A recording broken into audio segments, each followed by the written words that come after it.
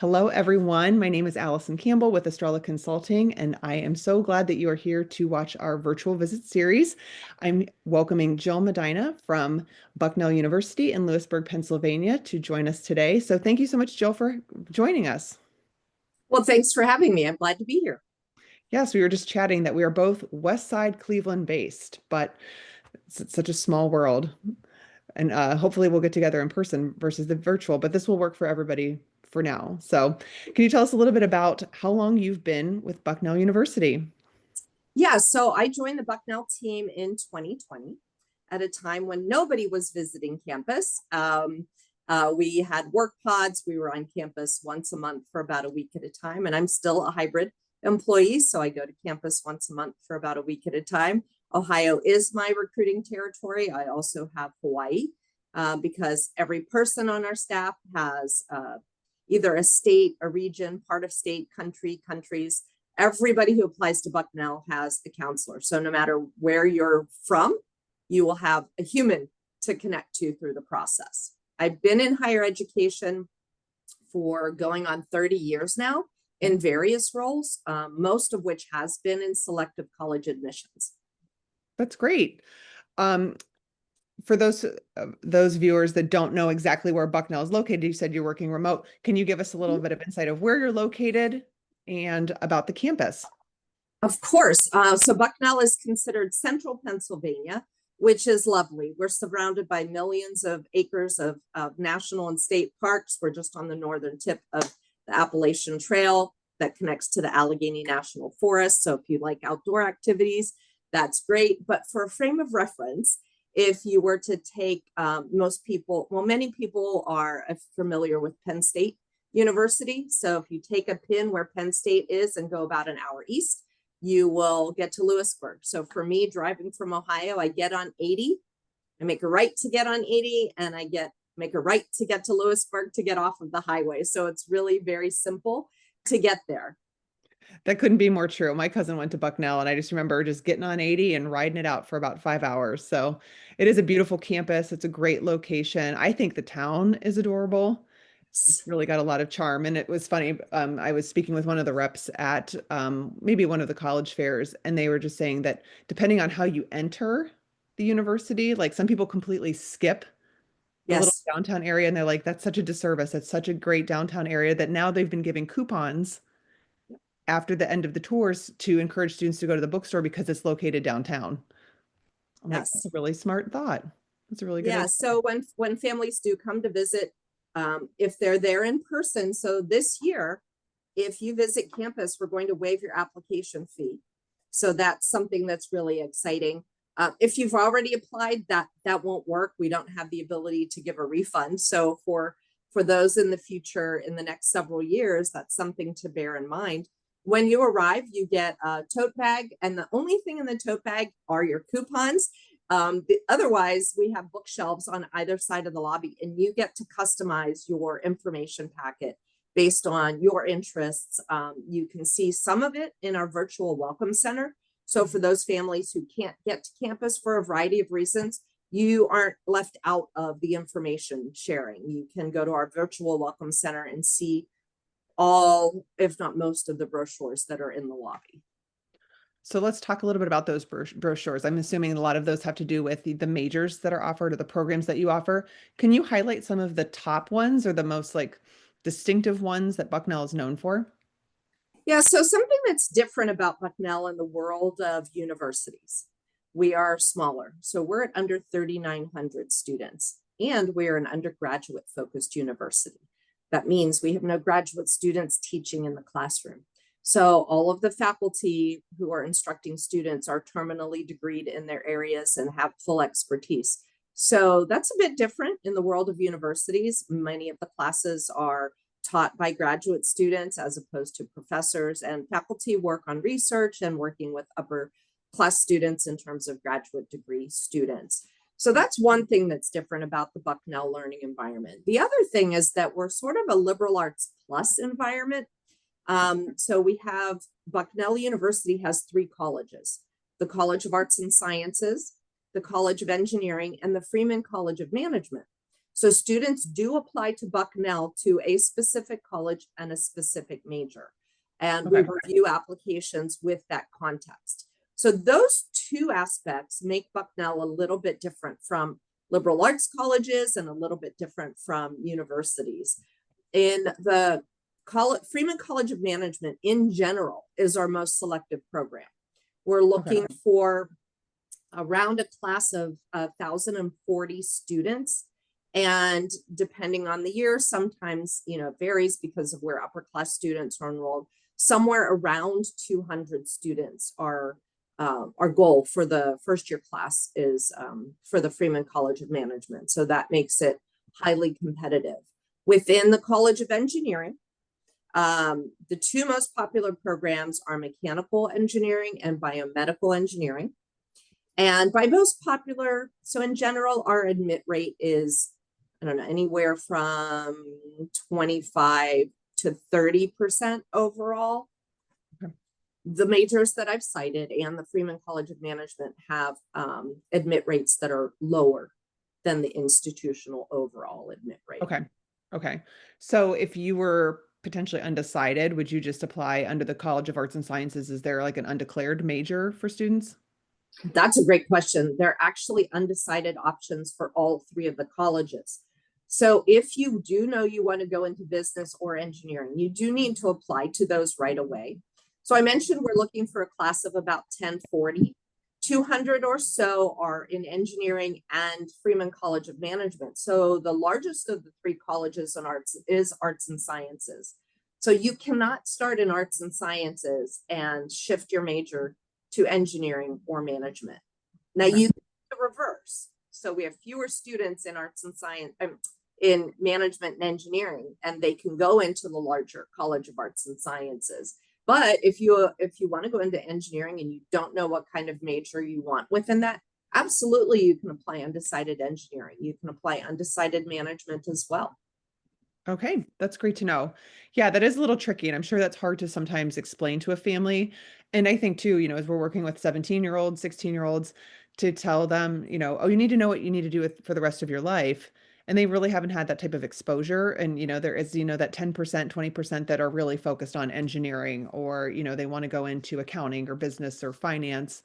That might feel a little bit easier, but there is a lot of, I think I want this, but I'm not sure. So I'm glad that there is the ability to have some flexibility essentially when applying to Bucknell. But like you said, those two colleges are much more selective.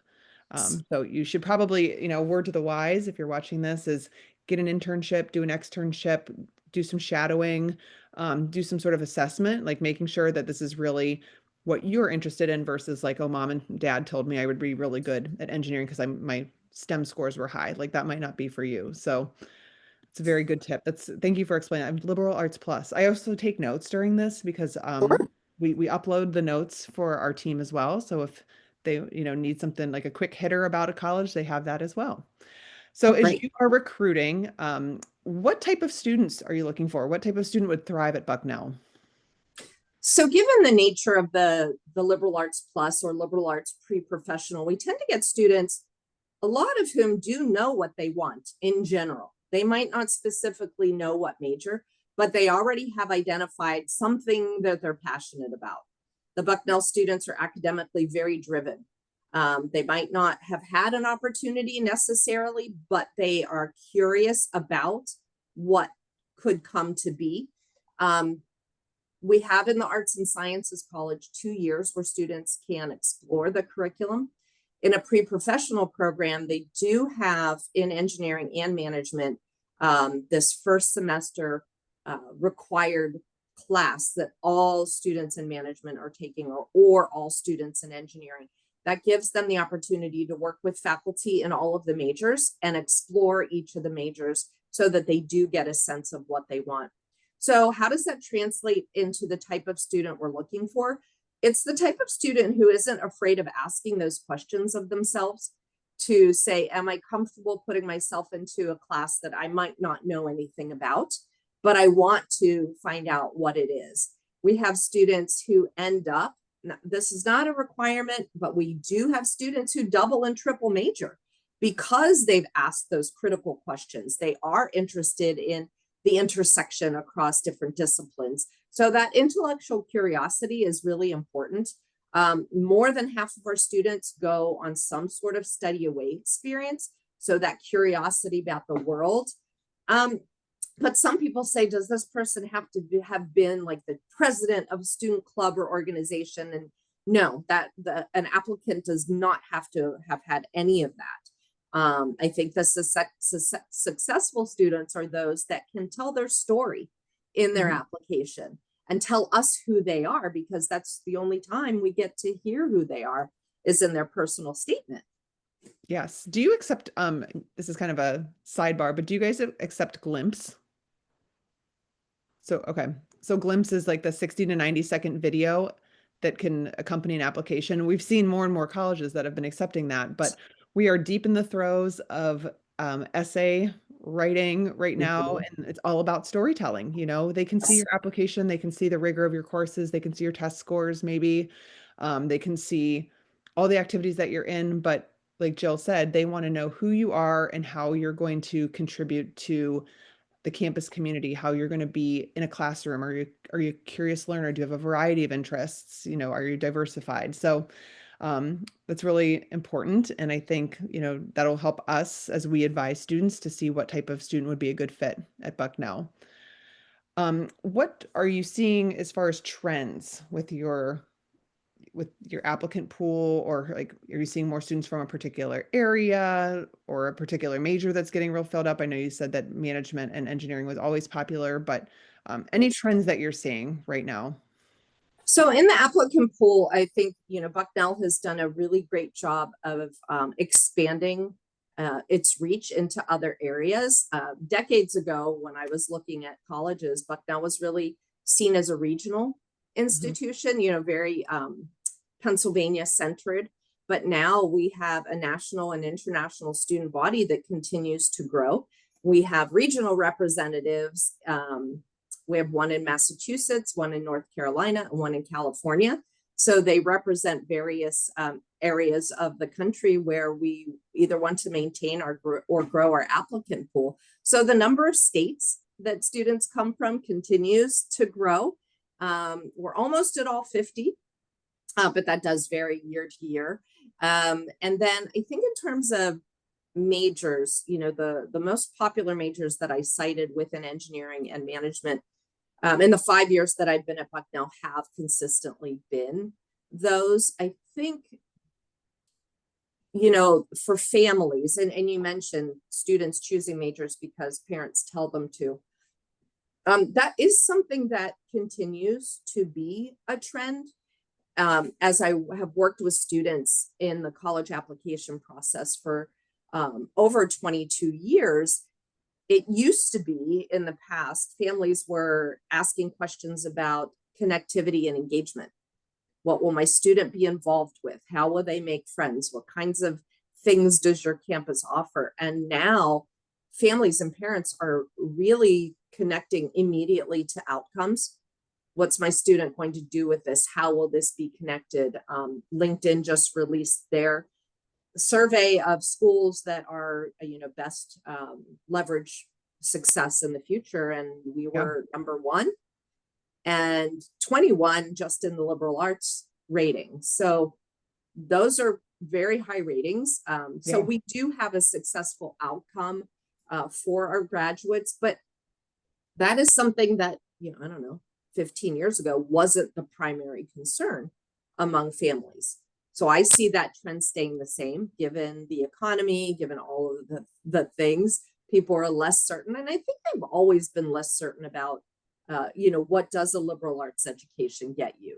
It's felt for many families that that's a more tenuous situation for them. So knowing that, there are positions that we know the titles of, teacher, professor, accountant, engineer, those are easy to grasp onto because we see them.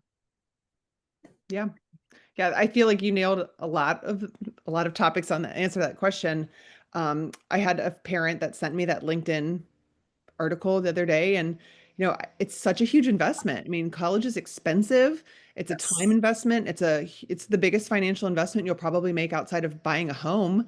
Um, Yes. and you want to know that it's going to be worth it. And, I think liberal arts, I want to say, if it gets a bad rap, I went to liberal arts college. But like you said, if you only know what a teacher does, if you know what a policeman does, you know what your parents do or your grandparents did, and you've never had exposure to anything like that, like you might go to a liberal arts college and have your mind blown by like, oh, I didn't even know that this was an option. Oh, I didn't know that I had this type of interest in X, Y, and Z because my public high school that I graduated with 100 students with, they don't have anything like this. So I think, you know what you know, and you don't know what you don't know. And those are opportunities to grow. And like you said, curious learners. You're looking for curious. Yes. If you are, if you go nothing, no shade against, a public flagship institution, but you have to go into engineering and those are the 90% of the courses you take, they might never know that they have a passion for something else. And it sounds like Bucknell does a really good job of like allowing them to explore while staying on track academically and like within their graduation progression. And, that liberal arts, I think, is a huge, key to just being a well-rounded individual. Yeah, I think the support team that students walk in with at Bucknell is key to this success as well. So every student on campus has a peer mentor. So you are connected past orientation. Of course, there are orientation leaders and the RA and community directors that work with student affairs in the residence halls and student life. Academically, you have your peer mentor, academic advisor, and then our alumni board is active throughout the 4 years. They have different programs and activities that they do with students in their first year, second year, third year, and fourth year. And then the Career Development Center also has opportunities for students to connect with alumni, to work on resumes. I mean, if you want to do that from day one, you can do that. We have an office that helps facilitate internships and research. So it's an easy thing to do once you get there. The point people are identified right away and you can walk in and be helped. Is there, you mentioned, we talked a little bit about ROI, but if you are a graduate of Bucknell, say you're 5 years out and you're just like, I'm miserable, I need a career change. Is that still accessible to them, is to go back and reach out to the career Yep, services? Okay, that's awesome. absolutely. And some people reach out to former professors. Okay. You know, that relationship can be maintained throughout your life. I was talking with a faculty member who went to a wedding of a former student. And so those connections can stay with you if you forge them while you're there. For sure. Yeah, one of my favorite I went to a small liberal arts college in the Cleveland area and still maintain contact with a few professors, and one just made such a massive impact in my life, and we still chit chat. But and that's the beauty of it, there's sometimes, I don't know if at Bucknell, but a professor might invite you to dinner, with his wife, and you come over to their house with a cohort of other kids, Yeah. maybe to kind of, as a freshman, to get to know them, or as a senior to kind of cap off Yeah. a great career together. So those personal relationships are really hard to emulate at the bigger institutions just because of the Yes. numbers. And it's, that lifelong connection that you make Yeah. just with your peers as well, just getting to know the people in your dorms and in your clubs and stuff. So Yeah. yeah, Well, I will admit I do have a liberal arts bias, which is probably very easy to read and hear about in the way that I speak. And it is because of my own background. Nobody in my mom's family had gone to college, and my dad was educated overseas. And so he moved to the US just slightly before I was born. And so neither one of them really had the experience. So I went to a liberal arts college upon the recommendation of a teacher at my high school, and my parents loved it when we visited, and it went to the bottom of my list immediately because they loved it. But then I changed my mind, and it ended up being the best. It was truly a transformative experience, and I think that for students who aren't afraid to engage and learn, college can be that, even if you are at a large university, because there may be a reason to do it. There may be a great reason to do it. I know that when I work with students, sometimes they'll tell me I'm going to this large university because I got into the honors college, Yeah. and that came with certain benefits, as it should. And that's wonderful. Bucknell doesn't have an honors college because the academic level, everything is sort of at the honors college level of prestige and success. But there's no wrong way to go to college. You answered my question about do you have an honors college? And it was making me think just your proximity to Penn State. I did the tour at the Schreier Honors College 2 years ago, and that was really impressive. And again, I mean, you're walking through campus and there's thousands and thousands of kids, and then you get to like an honors college and it's a small environment. I'm like, yeah, I could see myself here. Like it'd be Mhm. probably fun to visit, but just overwhelming with the sheer numbers where that does give a little bit of a small school feel. Well, I think Um, that's something that families have to work through as they're looking for colleges, because when I started, I mean, this was eons ago, I thought I really wanted to be at a large university, that sense of anonymity, that big school spirit, be around a lot of people. And I mentioned that my college came upon the recommendation of a high school teacher. I went to a small all girls high school, and I was telling my teacher where I wanted to go and what I wanted to do. And she looked at me and said, "You don't know anything about being in a large community. You grew up in a small town, you're in a small school, mhm. do that for graduate school. Go when you're ready." And for some students, that's going to be the case. Like they're really not ready, but that's the exploring part. You have to Yeah. feel, and it does come down to feelings. You're going to visit a school, and in your gut, you're going to know yes or no, which I'm sure you've had conversations with family members who are flummoxed, who just have no idea why their students said they didn't like this school. And that can be frustrating as a parent when your Yeah. kid can't tell you why, but they just feel it. You just have to go with that.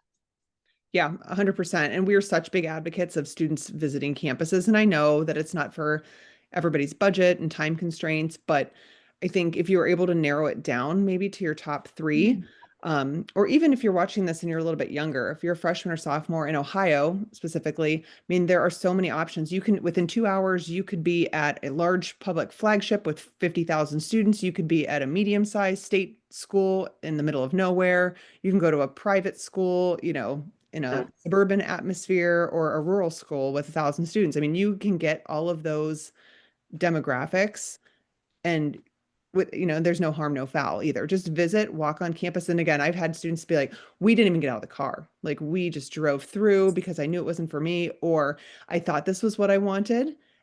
And Yes. there were so many people and it felt just very cold. Like Yep.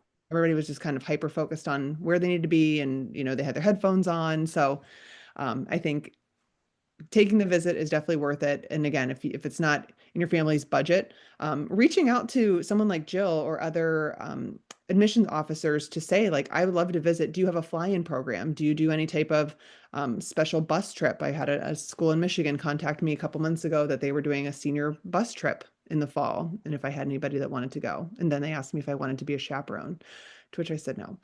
Um, I'd like to come visit, but I don't know if I want to be in charge of 40 students. But anyway, okay, we have a few more minutes, so I have a few more questions. My colleague Jamie did this excellent blog post, and it's kind of gone viral, but it's about hidden scholarships. So if a student is applying to Bucknell based on their GPA, their test scores, transcripts, whatnot, are they automatically considered for merit scholarship if you offer merit scholarship, or are there specific scholarships that they have to, that they're offered either by you guys that they have to apply for additionally, or that they have to kind of search for? So just explain maybe merit and the scholarship piece. So we do offer need-based financial aid and merit-based financial aid. So there are two aspects of there's one aspect of each one of those processes that's a little bit different compared to some other schools. At Bucknell, we use the CSS profile and the FAFSA when it becomes available. So for some students, so for some families who haven't gone through this before, they may not have heard about the CSS profile, and you can find a link to that on our financial aid website. It's a product of the College Board. And for merits-based financial aid, most of the scholarships we offer, you're automatically considered for. Some of those are endowed scholarships, some of those are not. There are a handful of scholarships to which you do need to apply to be Okay. considered for merit. So one of those scholarships is the Arts Merit Scholarship, and that is for fine and performing arts for students who want to major or minor in things like theater, dance, music. One of the three areas within English that we offer, which are creative writing, literary studies, film and media studies. So the details about what's required in that submission. So if you want to be an art history major, our website shows you what you need to submit to be considered. So that would be on top of your application. And we do accept either the Common App or the Coalition app. So if somebody is looking at art design or art history, so they're going to apply for Bucknell using the application. They're going to apply for need-based financial aid with the CSS profile and the FAFSA, and merit-based with the requirements of the scholarship. Okay. So all three of those, if you are in that position, have the same deadline Okay. as the student's application round. Okay. That is good to know. I will make sure that Jamie adds that with the Arts Merit Yes. Scholarship. We also have a math scholarship.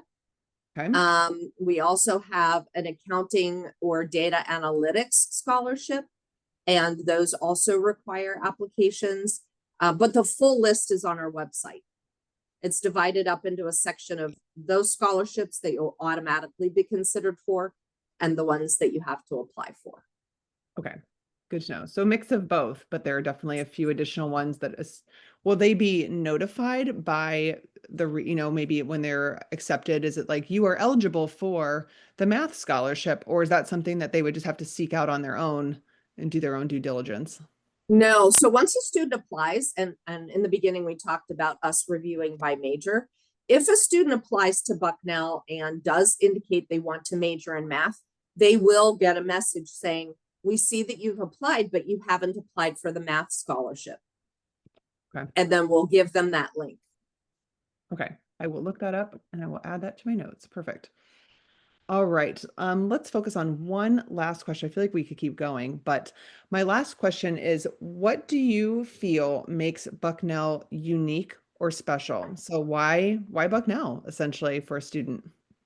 Yeah, I think that just in my experience, I'm not a student anymore. I don't live on campus, but the students that I have talked to, I always ask them that question.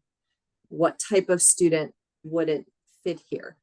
And the answer is sort of varied, but not really. I mentioned a couple of times about students who are willing to explore. You could also say that that student is unafraid to do something a little bit different. So I think for the students who are opposite of that, maybe a student who has no desire to get involved would be challenged, because Bucknell students are involved in a lot of things. Student organizations, clubs, intramurals, academics, athletics, with research and internship. And if you don't want to do any of that, you don't want to engage, it would be really hard for you. Now, that doesn't mean you have to be an extrovert. Yeah. Because you don't have to be to want to go to, I don't know, let's say you've always wanted to go ballroom dancing and there's a workshop about ballroom dancing and you are willing to show up and try it. Yeah. You have to be willing to do that. But if you're not at all interested, then I think you'd have a really hard time, because there is so much engagement at all levels in the Bucknell community. And too, I mean, I feel like Lewisburg is pretty rural. I mean, so you aren't going to be able to go like have an escape to the big city, or, go to a sport. I mean, the sporting event, like it's Bucknell. That is the biggest ticket in town. That's where the sporting events are. That's where the campus activity is, the downtown area. So like you said, getting engaged, being open-minded, open to trying new things, it's definitely going to make someone's experience there more enriched, and Yeah. they'll enjoy it much more. So, well, that was great. Thank you so much, Jill. It was so nice meeting you, and hopefully we'll get to meet in person as well now that we are 15 minutes apart from each other. Exactly. That's Exactly. great. So if you are watching this, if you have any questions or interest in Bucknell, please reach out to Jill. Her information will be at the as we send out the recording or on our YouTube channel. But we really appreciate your time, Jill. It was great meeting you, and best of luck this recruitment season. Thank you so much for your time. Have a great Take day. care. Bye-bye. Bye.